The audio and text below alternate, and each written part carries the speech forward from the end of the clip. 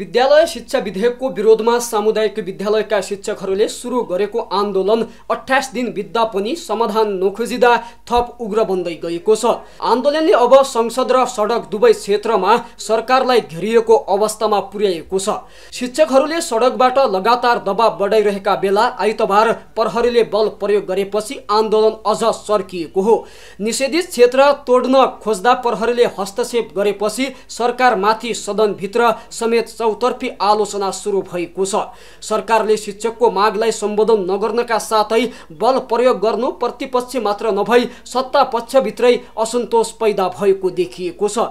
एमाले सांसद प्रतीक्षा तिवारी र सूर्य थापाले संसदमै सरकारलाई जवाबदेही बनाउने माग गरेका छन्। आन्दोलनको सुरुवात पेशागत मागहरूसँग जोडिएर भए पनि पछिल्लो समय विभिन्न राजनीतिक दलका नेताहरूले आन्दोलनमा प्रत्यक्ष समर्थन जनाउन थालेका छन्।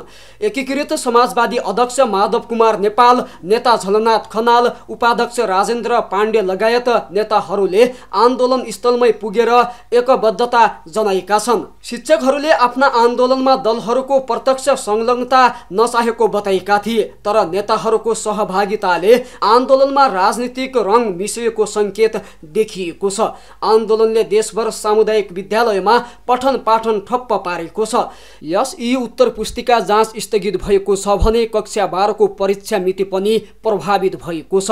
लामो समयदेखि अध्ययन अवरुद्ध हुँदा विद्यार्थी र अभिभावक चिन्तित छन्। सरकारले शिक्षक आन्दोलनका माग सम्बोधन गर्न वार्ताको प्रयास नगरी बल प्रयोग गर्नु र आन्दोलनको समाधान चाँडै नहुँदा मुलुकको सार्वजनिक शिक्षा प्रणालीमा गम्भीर असर पर्ने खतरा देखिएको छ। शिक्षक संगठनहरूले चेतावनी दिँदै आएका छन्। सरकारले गम्भीर संवाद र सहमति खोजेन भने आन्दोलन अझ व्यापक र जटिल बन्ने चेतावनी शिक्षक संगठनहरूले दिइरहेका छन्। शिक्षक आन्दोलन अब केवल पेशागत अधिकारको लडाई रहेन, यसले सरकारको निर्णय प्रक्रिया र शिक्षा क्षेत्रकै दीर्घकालीन भविष्यप्रति गम्भीर प्रश्न उठाएको छ। सरकार र आन्दोलनरत शिक्षक दुवै गम्भीर र जिम्मेवार नभएसम्म समस्या समाधानको बाटो देखिँदैन।